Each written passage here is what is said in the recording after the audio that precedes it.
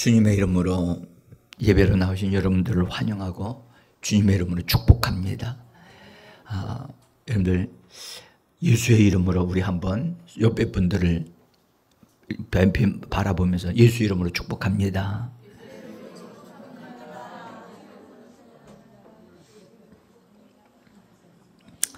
감사합니다. 제가 뵙고자 하는 분들이 안 나오신 분들이 계셔서 마음이 많이 안타깝고 그분들 뵙기를 정말 기다리고 있었는데 뵙지를 못해서 안타깝습니다. 예수님은 부도덕한 생활을 하고 있는 사마리아 여인을 만나시면서 이렇게 말씀하셨습니다. 내가 주는 물은 그 속에서 영생하도록 솟아나는 샘물이 되리라. 내가 주는 물은 그 속에서 영생하도록 솟아나는 샘물이 되리라. 여인은 이 말씀을 듣고 예수님, 나에게 그 물을 주세요. 나는 영생하도록 솟아나는 그 물이 내 속에서 펑펑 솟아나서 여기에 물길로 오지 않냐도록 나는 그 물이 필요로 합니다. 그랬더니 예수님이 뭐라고 하시냐면 공짜는 없어. 그러신 거예요. 그랬더니 말씀하시기를 너 그 물 받고 싶지? 그냥 줄 수는 없다? 너 네 남편 불러와. 네 남편 불러오라고. 그랬더니 여인이 갑자기 얼굴색이 싹 변하더니 뭐라고 그러냐면 내 남편 없어요. 그러는 거예요.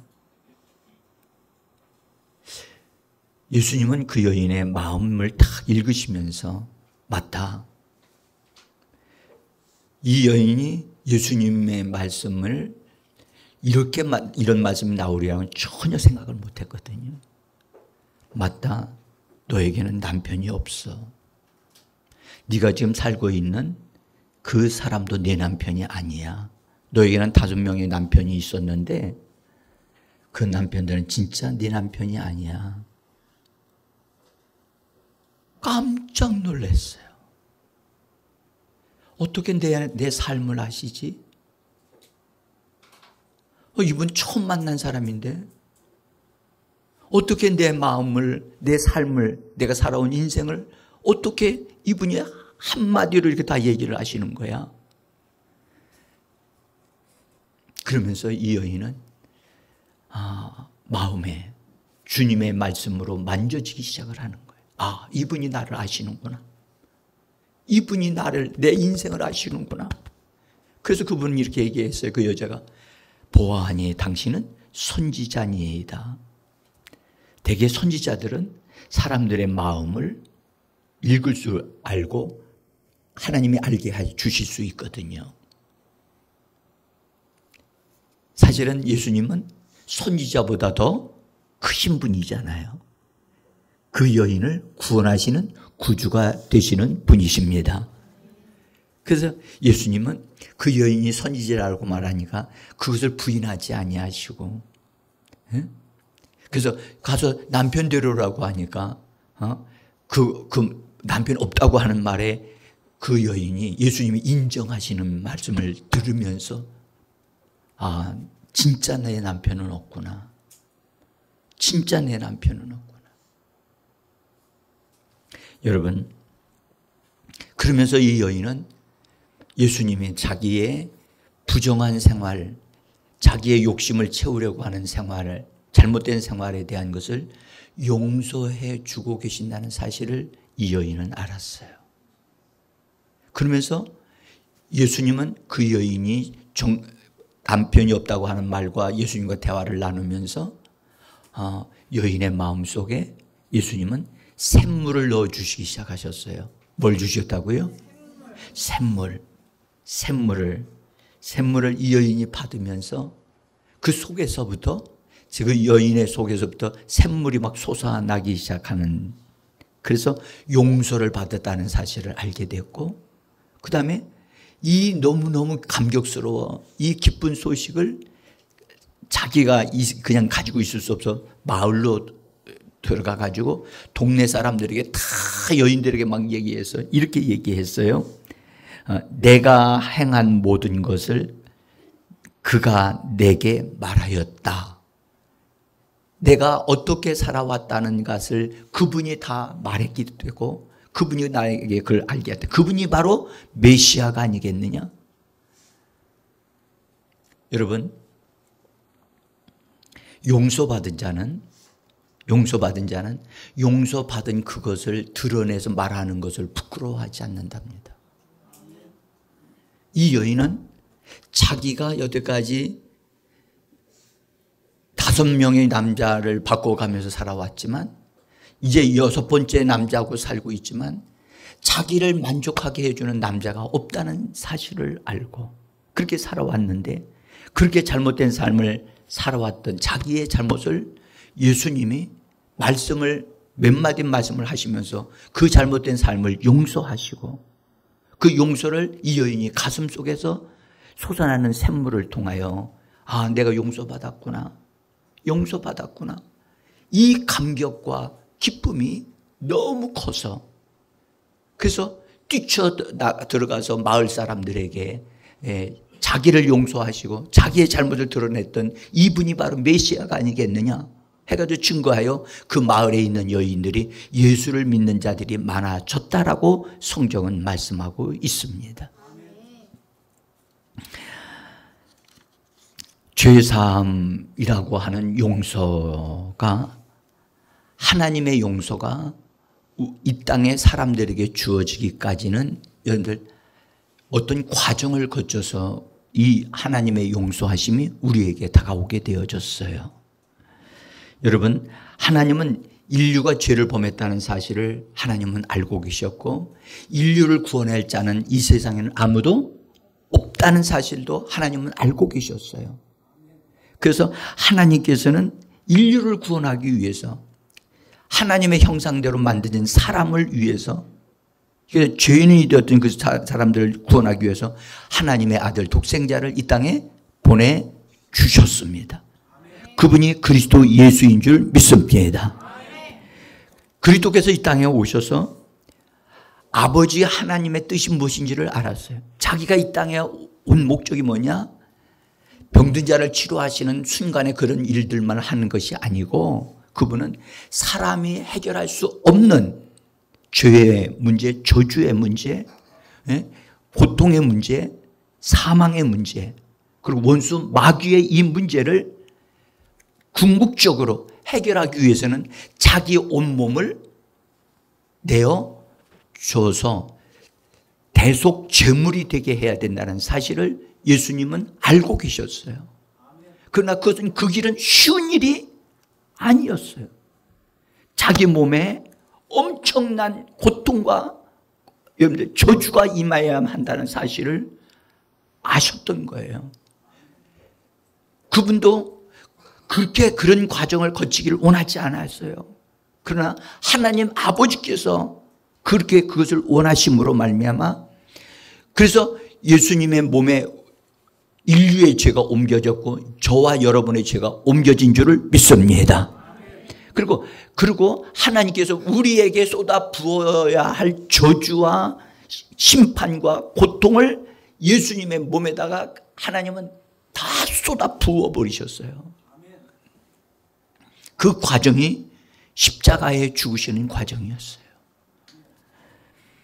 그리고 예수님은 십자가의 길을 가지기 전에 아버지와의 대화 속에 언약을 맺으세요. 여러분들 예수님은 사람으로 오셨기 때문에 사람을 대표하실 수 있는 줄 믿습니다.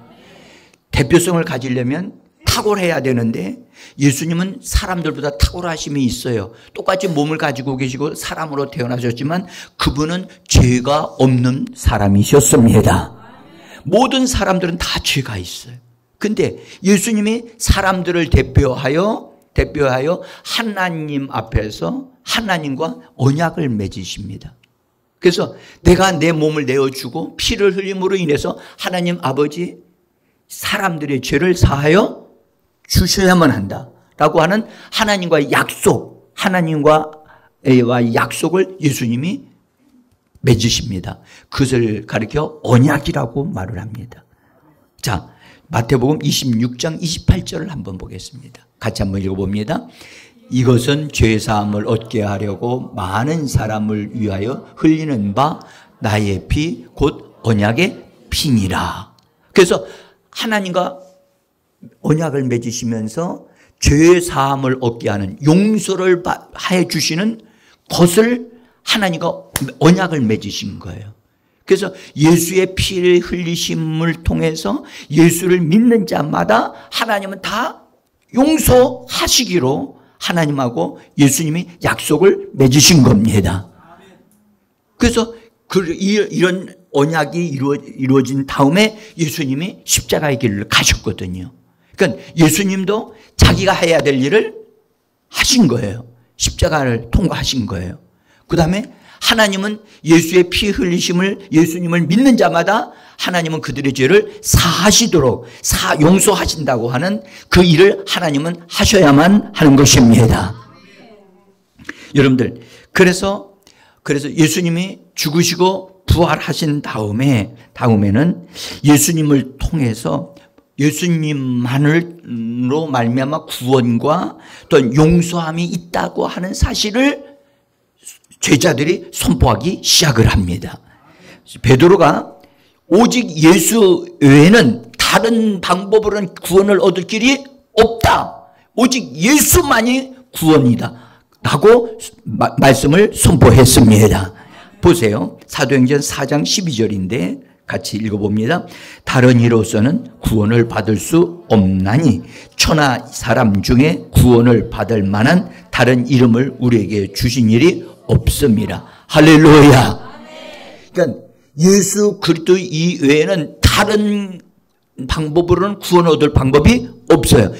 오직 예수 그리스도를 통해서 흘리신 보혈을 통해서 죄사함 받고 용서함 받는 줄 믿습니다. 그러니까 하나님의 용서가 우리에게 다가오고 나에게 다가오게 되어지기까지는 여러분들 엄청난 세월이 걸렸고 예수 그리스도가 엄청난 대가를 지불하심으로 하나님의 용서가 우리에게 온 줄 믿습니다. 자, 그래서 하나님은 예수님을 통해서 언약을 맺으셨기 때문에 하나님은 이제 뭐 하셔야 되느냐? 우리의 죄와 허물을 용서하셔야만 해요. 그래서 성경은 이렇게 말씀합니다. 히브리서 10장 17절에서 이렇게 말씀합니다. 같이 읽어봅니다. 또 그들의 죄와 그들의 불법을 내가 다시 기억하지 아니하리라. 아멘. 다시 한번요. 여러분들 굉장히 중요한 말씀이에요. 보세요. 예수님과 하나님과의 언약을 속에 이미 예수님이 십자가의 길을 담당하신다면 하나님은 용서하셔야 된다라고 언약을 맺었단 말이에요. 그래서 예수님이 그 길을 가셨어요. 가신 다음에 이 말씀이 선포되어진 거예요. 여기 우리들을 말씀하는 거예요. 그들의 죄와 그들의 불법을 내가 다시 기억하지 아니한다. 할렐루야. 여러분들, 그래서 예수 그리스도를 믿고 하나님 앞에 나오는 자들은 여러분들 하나님 앞에 죄를 가지고 나오는 자들이 아닌 것입니다. 오늘 여기 예배로 나오셨습니다. 여러분들 나오실 때 하나님, 나는 죄인입니다. 내가 이렇게 죄를 졌습니다. 하나님 용서해 주세요. 라고 하면서 예배를 드린다면 그분은 예배를 드리는 것이 아닌 거예요. 예배는 죄 사함을 받은 자들이 하나님 앞에 마음을 다해서 찬양하고 하나님을 영화롭게 하는 것이 예배인 줄 믿습니다. 그러니까 예배에 나오기 전에 자꾸 주 예수의 이름을 불러서 예수의 피로 말미암아 내가 잘못한 것 깨끗함을 받습니다. 예배 전에 나 자신을 정결하게 하고 깨끗하게 하는 그런 과정이 반드시 있어야만 되는 것입니다. 여러분들 중요한 만남의 장소, 만남이 있어요.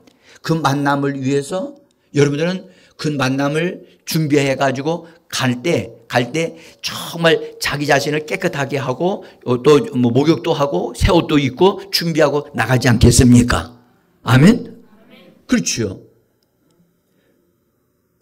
그와 똑같이 우리가 예배로 나올 때는 하나님을 영화롭게 하고 그분이 나의 아버지시고 나의 죄를 용서하신 분으로서 나는 죄사함을 받은 자로서 하나님 앞에 나와서 예배하고 찬양하고 기도하는 것인 줄 믿습니다. 그러므로 예배 드리기 전에 죄의 문제는 정리가 되셔야만 합니다.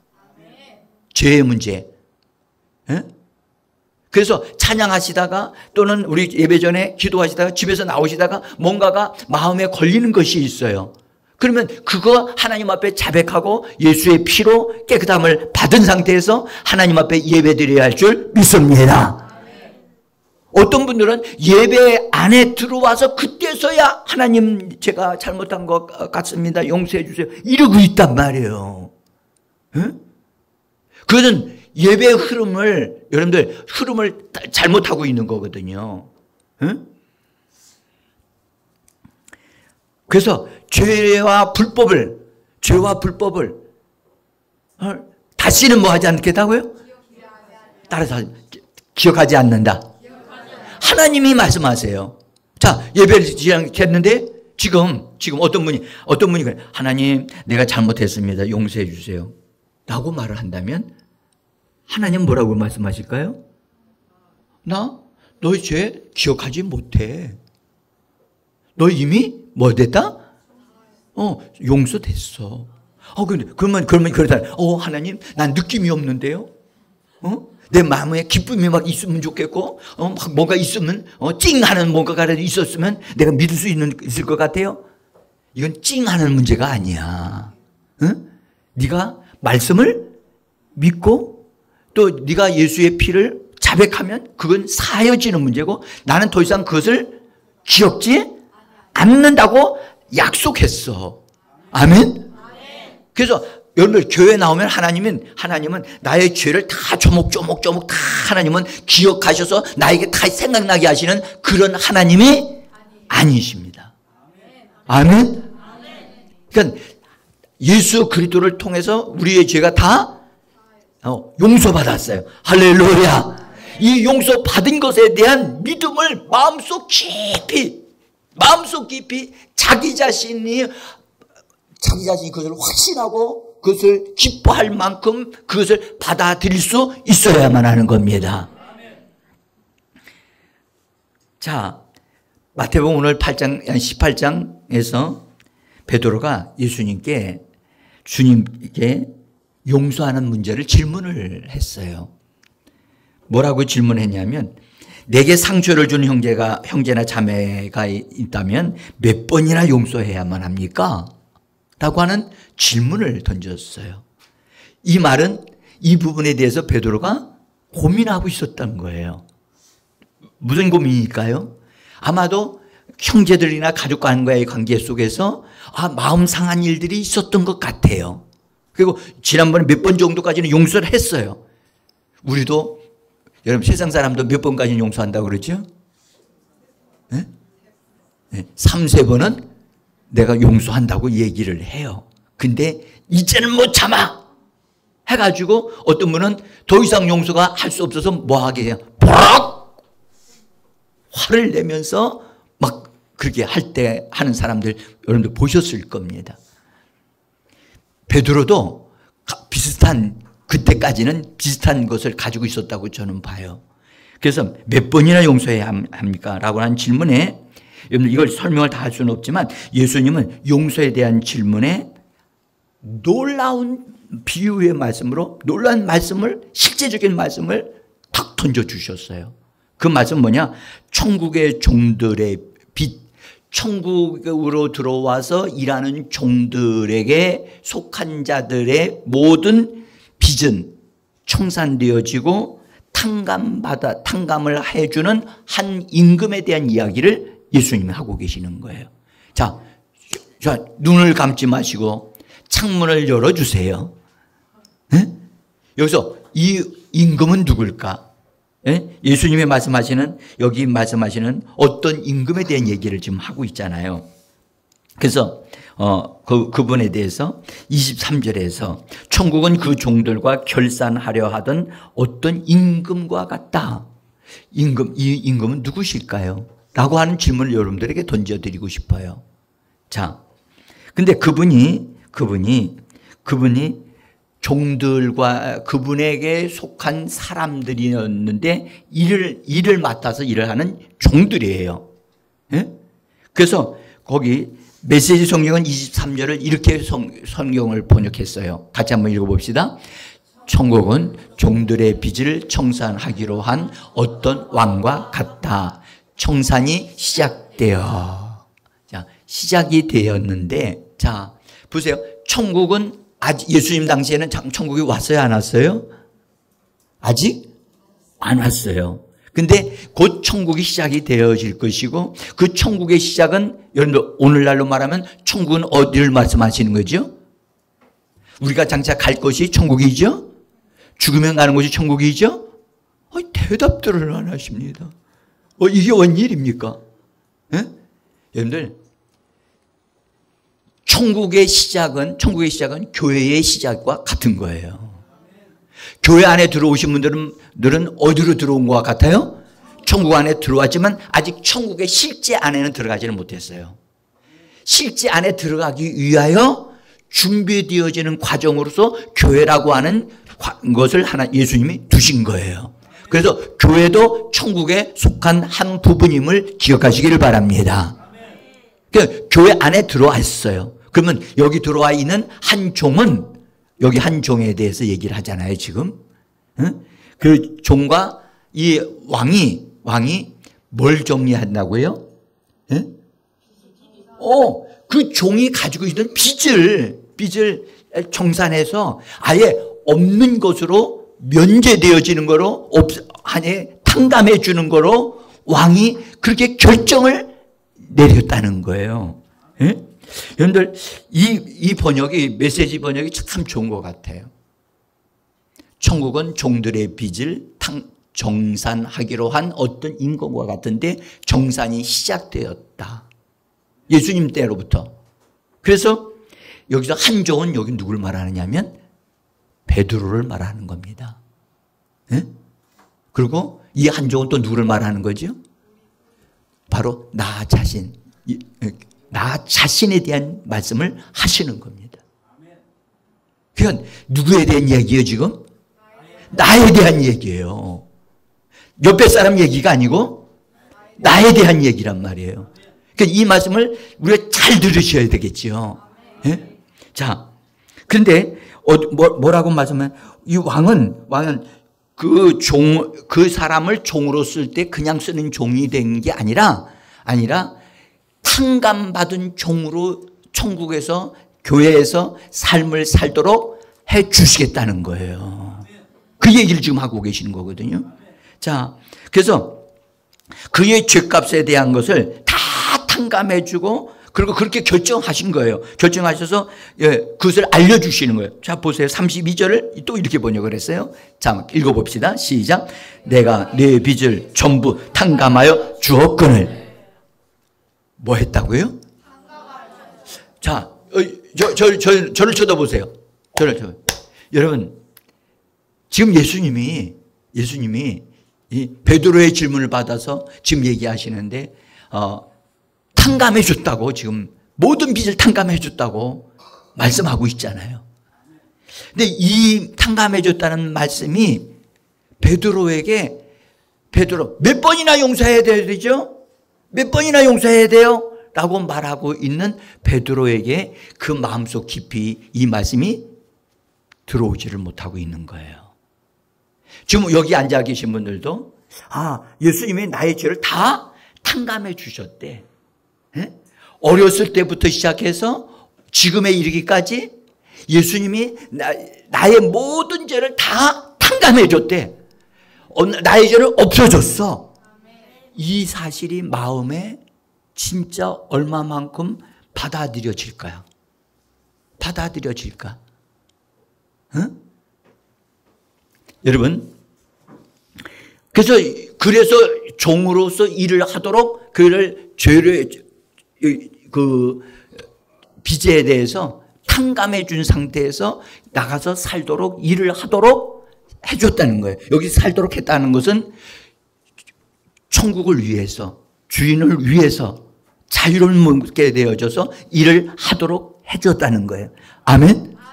그러면 한번 여쭤보면, 저와 여러분은 모든 빚을, 모든 죄에 대한 그것에 대한 것들 다 탕감 받았습니까? 너무 멋진데요. 여러분들, 탕감받은 사람은, 여러분들, 그 빚이 얼마나 컸느냐 하면, 오늘 성경 뭐라고 말씀하냐면, 10,000달란트의 빚을 졌대요. 돈으로 따지면 10,000달란트. 10,000달란트를 오늘날로 환산하면 100억 이상 가거든요. 여러분들, 100억 이상 가는 빚을 진 사람이 평생 벌어서 갚을 수 있어요, 없어요? 우리 젊은 청년들이요.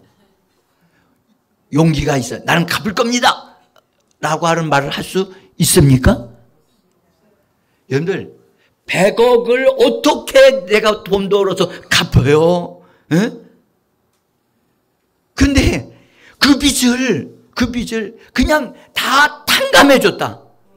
이것이 너무 큰 일이라 마음에 다가오질 않는 거예요. 이게 문제예요, 이게. 그런데요, 여러분, 분명히 주인은 뭐라고 그랬냐면, 난 너를 탕감해 주었고 너를 자유케 해 주었어. 그리고 그뿐만 아니라 너를 천국 안으로 들어오게 했고 너에게 천국에서 일을 할 수 있는 기회를 주었어 라고 지금 말씀하고 있는 거예요. 그래서 이 사람은 그것이 얼마나 귀하고 큰지를 잘 느끼지를 못한 상태에서 삶을 바깥으로 나와서 자유한 자가 돼서 살게 되어졌어요. 종으로서 사는 거예요. 여러분들, 그런데 이 자가, 이 탕감받은 자가 마음속에 가지고 있는 게 있었어요. 그게 뭐였느냐? 그 주인한테 너 갚으라고 할 때 종이 엎드려서 말을 해요. 26절에 보면 그 종이 엎드려 절하며 이르되 내게 참으소서 다 갚으리이다. 이미 주인은 말하기를 다 너의 모든 걸 탕감해 주었다라고 얘기하는데 이 사람은 그게 마음에 이렇게 느껴지는 것이 없다 보니까 마음 속에서 내가 당신한테 빚진 것 난 알고 있어요. 나는 내가 잘못했다는 걸 알기 때문에 그것을 다 갚기 위해서 내가 뭔가를 좀 해서 갚아드리겠습니다 라고 하는 그런 마음이 이 사람 속에 남아 있었다는 거예요. 그래서 여러분들 성경을 다시 한번 보세요. 성경을 안 가져오신 분이 계시면 어쩔 수 없지만, 그래서 그 종이 26절에서 그 종이 엎드려 절하며 이르되 내게 참아 주소서 다 갚으리이다. 여러분들, 다 갚겠다고 하는 그런 마음을 가지고 있는 거예요, 이 종이. 그러니까 나와서 일을 하면서도 마음에는 자유함이 없는 거예요. 내가 어떻게든지 해서 벌어서 조금이라도 갚아야 되겠다. 여러분들, 다시 한번 말씀드릴게요. 여러분들 교회 생활해요.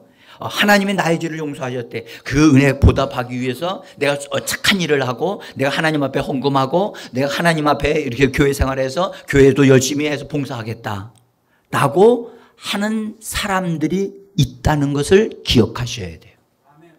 오늘날 여러분들 교회에 다니는 사람들 물어보면 당신은 왜 그렇게 열심히 봉사합니까? 아이고, 하나님이 내게 베풀어 주는 은혜가 너무 컸어요.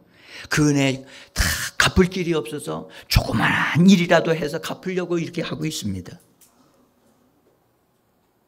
당신 교회당 짓는다고 하니까 참 어떤 사람은 열심히 해서 큰 돈을 갖다 드리면 어떻게 왜 이렇게 큰 돈을 들이십니까? 예, 내가 과거에 전과가 있어가지고 그래서 그 죄를 용서받을 길이 없었는데 하나님이 나를 용서하셨다고 하니까 조금이라도 보답하고자 하는 마음으로 이것을 드리는 겁니다 라고 생각하는 분들이 있다는 거예요. 그것이 왜 그러냐? 마음에 뭐가 남아있다? 내가 다 갚으리이다. 하는 이 왕은 그냥 그 사람을 불쌍히 여겨서 긍휼히 여기는 마음으로 갚을 길이 전혀 없어요. 저 자식을 다 팔아가지고 넌 이 빚을 갚으라는데 그렇게도 갚을 수 방법이 없는 거예요. 그래서 그냥 용서해주고 탕감해 준 거예요. 여러분들, 예수님의 흘리신 보배로운 피로 저와 여러분의 죄를 하나님께서 다 예수님이 다 탕감해 주심으로 하나님은 더 이상 기억지 아니하십니다. 그런데 사람의 생각은 아직도 그런 것이 남아 있어 가지고 그것을 생각하고 있는 거예요. 이것은 우리를 건강하게 하지 못한다는 것을 빨리 깨달으셔야 되는 거예요. 하나님, 여러분들, 하나님께 감사함으로 기쁨으로 예배드리면 하나님 그것으로 만족하십니다. 그런데 우리가 무엇인가를 하나님 앞에 많은 걸 보상을 해드리고 대신 뭔가를 갚아드리려고 하는 심령으로 그걸 드린다면 그것은 하나님의 은혜를 충분히 그분이 얻어 누리지 못하고 있는 겁니다. 그래서 저는 오늘 이 말씀을 드리는 것은 예수님의 피를 통해서 나의 죄가 정말 내 안에 있는 영혼 몸에까지 완전히 다 씻어졌다, 깨끗해졌다라고 하는 그런 마음의 깊이 은혜를 깊이 얻어 누릴 수 있는 이 시간이 되어지기를 소원하는 것입니다. 내가 남은 여생 하나님 앞에 내 몸을 다 바쳐가지고 그래서 내가 조금이라도 뭔가 하나님 앞에 보답을 하려고 하는 그런 사람이 되겠다라고 하는 갚겠다고 하는 그런 마음을 여러분 그 믿음이 아니라는 거예요. 인간적인 본성일 수는 있으나 여러분들 그것은 하나님이 그것을 원하지 않는 거예요.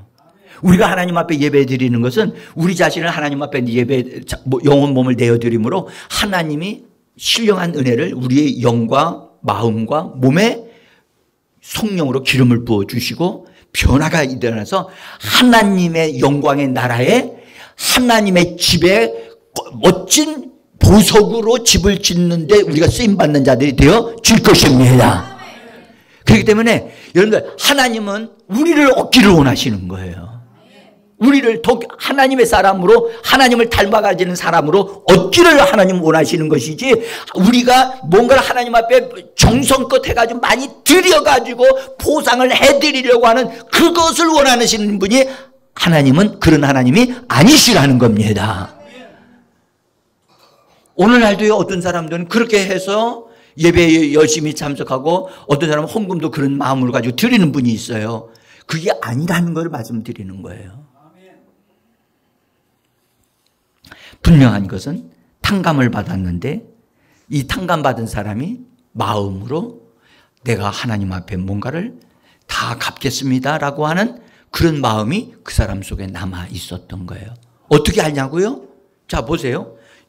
탕감받은 사람은 자유해야 되잖아요. 여러분들 탕감받았으면 감정적으로도 여러분들 마음이 감정적으로도 편안하고 즐겁고 기뻐야 되잖아요. 아멘? 여러분들 죄사함 받았다. 여러분들 죄 때문에 고난받고 지옥에 갈 수 있는 상황인데 그걸 다 정리해주고 없애졌다. 그러면 마음에 감정적으로도 사랑이 넘치고 감격하고 기쁨이 넘치는 우리의 삶이 되어져야 할 줄 믿습니다. 감정까지 변화되어야 되거든요. 느낌까지도 변화되어야 되거든요. 근데 이 종은 나가서 살면서 보니까 자기한테 빚진 사람이 발견되어진 거야. 근데 그 빚이 우리가 통상적으로 데나리온이라고 했는데 한 100데나리온이라면 한 100만 원 정도, 많아봤자 1000만 원 정도. 그 사람을 딱 만나자 어떻게 했느냐? 오늘 성경의 29절에서요. 그 친구를 딱 만나자마자 어떻게 했느냐? 붙잡았어. 꽉 붙잡았어. 근데 어디를 붙잡았냐? 목을 붙잡았어. 멱살을 잡고 그 다음에 어떻게 했냐? 흔들어대면서 그리고 그렇게 그것으로 끝난 게 아니에요. 당장 갚으라고 막 말을 하면서 심한 말을 한 거예요. 여러분들, 이 부분을 우리가 여기 보세요. 지금 현재 자기에게 빚진 사람이 있었는데 그 빚진 사람을 만날 수는 있어요. 만날 수는 있는데 그 만나는 그 사람과의 관계 속에서 행동하는 이 탕감받은 종을 보시면 마음에 여유가 없고, 그렇죠? 그 다음에 감정적으로 좀 폭력적으로 되어져 있어. 여러분들, 우리도 누구를 만나면 너 잘 만났다 하고 멱살부터 잡아요? 그런 일이 없잖아요. 근데 좀 더 말을, 여러분들, 감정이 막 그냥 폭발하는 말을 하는 거예요. 너 때문에 내가 내 주인한테 빚 못 갚았어. 네가 빚을 나한테 안 줬기 때문에 나 못 갚은 거야. 라는 그런 말들이 들어있는 거예요, 지금. 응? 나 갚아야 된단 말이야. 너 빨리 나한테 줘. 그러면 이 탕감받은 종이 이 왕으로부터 탕감받은 것에 대한 것이 마음속에 믿어지는 거예요, 안 믿어지는 거예요? 기가 막힌 일이죠. 여러분들, 죄산 받았다는 것에 대해서 몸이 뜨끈뜨끈하야. 그 다음에 어느 날 목욕을 쫙 한 것 같이 하나님이 그냥 단비를 쫙 내려주셔서 그렇게 해야 내가 다 사함 받았다. 이렇게 감각적으로 믿으려고 하는 사람들이 있다는 거예요. 우리의 죄는, 여러분들, 죄는 영적인 거기 때문에 우리의 느낌으로 느껴지지 않는 것입니다. 그런데 그 죄가 조상적으로부터 내려오는 죄도 있거든요. 그 모든 죄들을 이 임금이 다 사하여 주신 겁니다. 그렇다면 그 사실에 대한 것이 마음 깊은 곳에까지라도 우리의 감정조차도 부드러워지고 다 유해지고 다 그렇게 되어져야 되는데, 그럼 내가 나한테 빚진 사람을 만났어. 내가 그분한테 용서를 받고 다 탕감받은 거지. 그 사람 보면 그분 생각해서라도 불쌍히 여기고 그래야 되잖아요. 그런데 마음에 그것이 믿어지질 않았던 거예요. 여유가 없는 거예요. 그래서 붙잡고 늘어지면서 그 다음에 말로 여기 제가 읽으면서 그런 생각을 했어요. 그랬더니 그 사람은 좀 참아주세요. 제가 갚을게요. 라고 이야기를 해요. 그런데 이 사람은 안 돼! 지금 당장 갚으란 말이야. 당장! 하고 제가 가만히 보니까 이 사람이 탕감받은 이 사람은 언어 폭력을 좀 계속해서 사용하고 있는 거예요. 여러분들, 감정이 상한 상태는 하나님의 축복을 충분히 얻어 누리지 못하고 있는 상태임을 아셔야 됩니다. 감정이 편안해지고 부드러워져야 돼요. 네? 아멘? 어떤 일을 누굴 만나도 그것 때문에 막 분노하거나 이렇게 되어지면 그 사람은 아직 하나님으로부터 충분한 만져짐이 부족한 거예요. 네? 그래서 이 부분에 대해서 이 사람은 더구나 사람들을 불쌍히 여기지도 아니하고 궁휼히 여겨지지도 아니하고 기다려주지도 않고 지금 당장 갚으라고 막 그렇게 야단을 치면서 뭐 하느냐? 너 못 갚아? 안 갚을 거야? 아니, 지금 당장 갚을 게 없습니다. 그러니까 안 되겠다 해가지고 성경 뭐라냐면 감옥에다가 쳐넣었다는 거예요. 어디 넣었다고요? 어때요? 여러분들, 우리의 행동이 여기에 조금 비슷한 것들이 있어요? 하나님으로부터 내가 용서를 받았다고 말씀을 듣고 그렇게 믿고 있는데 나는 아직도 이런 부분에서 내가 분노하고 있고 아직도 언어가 사납게 나오고 그런 부분이 있다고 한다면 우리는 그 왕이신 예수님에 의하여 죄 사함 받은 것에 대한 깊은 은혜를 더 많이 깨달아야 될 줄 믿습니다. 이 부분이 우리가 정확하게 우리 자신을 볼 수 있어야 되는 거예요. 응? 감옥에다 쳐놓으면서 너 너 안 갚으면 너 갚을 때까지 내가 너 못 나오게 할 거야. 이 말이 이렇게 이거 여기는 성경은 없어요. 근데 쳐넣었다라는 말 속에 제가 가만히 들어보니까 그 사람이 씩씩거리면서 넌 절대 내가 안 꺼내줄 거야. 넌 어떻게든지 너 갚아야 돼. 그런 것이 있는 거예요. 여러분들 이거 보세요. 이 말씀을 보면 이 사람은 지금 어떻게 하고 있느냐? 복수하고 있는 거예요. 뭐 하고 있다고요? 여러분들 복수하고 싶은 마음이 있나요? 여러분들 그리스도인으로서 용서함 받은 자로서 복수하고자 하는 마음을 가지고 있었다면 아직 하나님의 은혜가 그 사람의 감정적으로 그런 생각적으로 거기까지 점령하지 못한 거예요. 네? 정말 주님으로부터 내가 탕감을 받았다고 한다면 여러분들 복수하고자 하는 그런 것들이 내 안에서 다 제거되어져야만 하는 것입니다. 그리스도인들은 복수하는 자가 아닙니다. 주님이 뭐라고 말씀하셨나요? 복수하는 것은 하나님이 하신다. 하나님이 복수하신다. 복수는 하나님께 맡기고 너희들은 서로 뭐하라? 서로 뭐하라? 뭐하라? 사랑하라고 그랬죠. 서로 멱살을 잡고 그렇게 하신 적이 없어요. 여러분들 혹이나 지금 나 자신에게 있어서 예수님의 그 사랑이, 예수님의 용서하심이, 예수님의 나를 자유케 하심이 내 안에서 나를 점령할 수 있도록 나 자신을 열어드리기를 간절히 원합니다. 한번 말해볼까요? 나는 용서받은 자다. 여러분들 한번 오른손을 딱 잡고요. 나는 용서받은 시작. 나는 용서받은 자. 다시 한번 나는 용서받은 자다. 나는 용서받은 자. 누구로부터? 예수님을 통하여, 예수님이 피 흘리심을 통하여 하나님께로부터 용서받은 자야. 아멘. 여러분들 이 용서의 차원은 최고의 차원이에요. 하나님의 사랑으로 말미암아 용서함을 받은 줄을 믿으시기를 바랍니다. 그래서 내가 나를 이처럼 하나님이 사랑하시는구나. 여러분들 용서만 해주시겠습니까? 여러분들 걱정하지 마세요. 여러분들 모든 것 다 지원해 주실 것을 믿으시기를 바랍니다.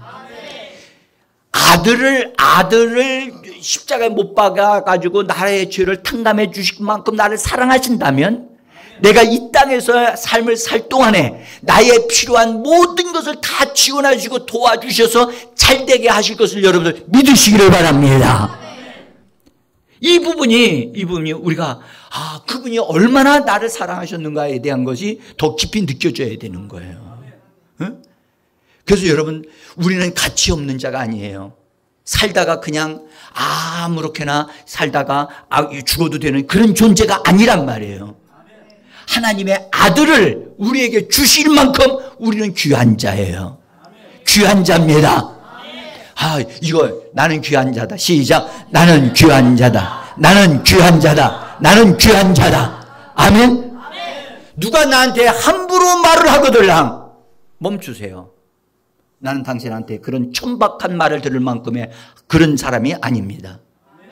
당신이 나를 향해 욕하는 거 난 용납할 수 없습니다. 나는 하나님이 나를 사랑하시는 자입니다. 라고 우리 자신을 변호할 수 있는 우리가 되기를 원합니다. 이 탕감받은 이 종이 말이죠. 그 한 작은 것을 빚을 진 사람을 용서를 못하고 계속 그걸 갚으라고 한 걸 보면 이 사람이 용서의 축복을 얻어 누리지 못하고 있는 사람이라는 거죠. 그래서 그렇기 때문에 왜 그래? 속에는 어떤 마음이 가지고 있어요? 내가 갚을 겁니다. 라고 하는 생각을 가지고 있다는 거예요. 그래서 여러분 우리의 생각이 전환돼야 돼요. 하나님의 말씀으로 전환되어져야 돼요. 용서받았다는 것으로 전환되어져야 될 줄 믿습니다. 제가 지난 주간에 나라를 위해서 기도하다가 6.25를 위해서 그걸 통해서 기도하다가 주님이 베풀어 주신 용서의 능력을 우리 그리스도인들이 이것을 충분히 얻어 누리고 이것을 충분히 베풀고 다른 사람도 잘못한 것도 용서해 줄 수 있는 사람들이 성도가 성도가 교회가 되어져야 한다는 사실을 주님으로부터 알게 되어졌어요. 여러분들, 부모님이 잘못 사실 수 있어요. 부모님이 힘들게 사실 수 있어요. 그래도 우리는 그 부모님을 뭐 해야 돼요? 하나님이 날 용서하신 것 같이 용서해야 합니다. 아멘? 다시 말씀드릴게요. 우리가 지금 살고 있는 이 나라, 대한민국의 정치 지도자들이 우리는 잘할 것이라고 해서 맡기고 투표해서 세웠는데 잘할 수도 있고 잘 못할 수도 있어요. 그런데 우리나라의 문제가 뭐냐 하면 우리나라 교회 성도들의 문제가 교회와 성도들의 문제가 뭐냐 정치인들을 용서하지 않는다는 거예요. 지난 정권에 있든지 현 정권에 있든지 지지난 정권에 있든지 어쨌든 그들이 나라의 일을 맡아가지고 사리사욕 자기들을 채우기 위해서 했다 할지라도 여러분들 교회가 해야 될 일은 뭐냐? 용서해야 될 줄 믿습니다. 근데 용서를 안 해요. 제가 발견한 것은 이 정권이 바뀔 때마다 보이지 않게 뭐를 하느냐? 보복을 한다는 거예요. 여러분들 보복하는 데는 하나님의 축복이 거기 함께하지 않습니다. 어떤 상황이든 여러분 우리가 힘을 얻게 되어지면 그 힘을 가지고 바르게 사용해야지 보복하는 데 사용하게 되어지면 하나님은 그것을 축복하지 않습니다. 이 진리를 확실하게 아셔야 됩니다. 그래서 여러분들 우리 그리스도인들은 정말 용서받은 자로서 용서하는 자가 되어줘야만 합니다. 사랑하는 성도 여러분, 근데요 하나님 그 소리를 듣고 그 사람이 한 행위를 듣고 왕이 그 사람을 소환했어요. 탕감해줬다고 하는 사람을 소환시켜가지고 불러들인 거예요. 여러분들 소환했다는 말은 여러 가지 방법이 있어요. 직접 왕이 그 사람을 부를 수도 있고요. 한 왕에게로 돌아올 수밖에 없는 환경을 만들어서 그가 하나님께로 나올 수밖에 없도록 하시는 방법도 있어요. 그 과정은 고통의 방법이었을 거예요. 응? 그런데 어쨌든 돌아오게 했어요. 불러왔어요. 왔는데 불러오자마자 왕이 그 탕감해 줬던 그 종에게 뭐라고 그랬죠? 성경에 이 악한 종아 따라서 이 악한 종아. 여러분들 배은망덕한 종이었다는 거죠. 그래서 악한 종이라고 아주 엄히 야단치시면서 내가 너를 탕감해 주었거늘 너도 마땅히 그렇게 해야 되지 않겠느냐라고 야단을 치시면서 여러분들 정말 대노하시고 그러면 그 사람은 여러분들 그 탕감받았던 그 종은 자기에게 빚을 안 갚은 종을 감옥에다 집어넣었잖아요. 그런데 이 왕은 어떻게 했느냐? 왕은 옥졸들에게 그를 붙였다고 그랬어요. 성경 보세요. 여러분들 34절을 보세요. 34절. 없어요. 그래서 위로 좀 올려주시면 좋겠고요. 거기 보면 주인이 노하여 그 빚을 다 갚도록 그를 옥졸들에게 넘기니라. 누구에게 넘겼다고요? 옥졸들에게 넘겼다. 옥졸들에게 넘겼다. 이 말이 무슨 말이냐? 잘 아셔야 됩니다. 아까 그 사람은 감옥에다 쳐넣었어요. 근데 이 왕은 옥졸들에게 붙였다. 이 옥졸이란 단어를 원문을 보면 고문하는 자들이란 뜻이에요. 괴롭히는 자들에게 붙였다는 거예요. 내줬다는 말이에요. 그러면 괴롭히는 자들이 누구죠? 응? 괴롭히고 고문하는 거야. 여러분들 고문한다는 말은 굉장히 심하게 다룬다는 뜻이거든요. 이것은 악한 영들이 그 사람에게 영향을 끼쳐서 고통 속에서 생활하고 감옥에 들어간 것보다 더 심한 생활을 할 수밖에 없는 상황에 처하게 만들었다는 뜻이에요. 오늘날 교회 다니면서도요, 스스로 엄청나게 자기가 왜 이런 괴로움을 당하는지 모르겠다고 하면서 사는 사람들이 있어요. 그 이유 중에 하나가 여러분들 주님으로부터 용서받은 그 용서의 능력을 충분히 얻어 누리지 못하고 자기 생각대로 뭔가를 해서 하나님 앞에 뭔가를 갚아드리려고 하는 잘못된 생활을 하고 있는 사람들이 있기 때문에 그러는 거예요. 나는 여러분들에게 이 말씀 드립니다. 여러분, 나는 우리 제자교회 성도들이 정말 영혼이 잘된 것 같이 범사가 잘 되고 가정이 잘 되어지기를 원합니다. 옥졸들이 내어줘가지고 옥졸들이 달라붙어가지고 그 사람을 고문한다면 이거는요, 그의 삶이 얼마나 비참해질까를 아셔야만 합니다. 우리 주 예수 그리스도를 통하여 하나님으로부터 내가 용서받았다는 사실에 대한 확신과 믿음과 담대함이 저와 여러분들에게 넘치기를 예수의 이름으로 축복합니다. 우리가 같이 말해보자. 나는 용서받았다. 시작. 나는 용서받았다. 나는 용서받았다. 잠깐 기도합니다.